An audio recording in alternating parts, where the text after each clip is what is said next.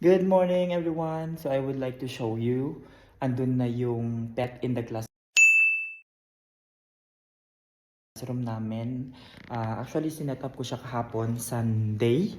Yan, Sunday nagpunta ako dito para lang ilagay siya. So ngayon, i-check natin, papakita ko sa inyo. Ito pala yung food niya, mealworm. Dapat ilagay ko sa ref yan para mag-hibernate sila at mas tumagal. Pero parang okay naman dito sa classroom dahil medyo malamig. Ayun na siya, oh. Yun. Hindi lang siya kita masyado. Ayun. So mamaya papakainin ko siya. Yan. Few minutes siguro. I will try to feed him.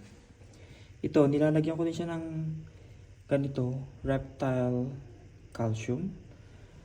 Yung kanilang food para sa gecko, sa mga bones niya.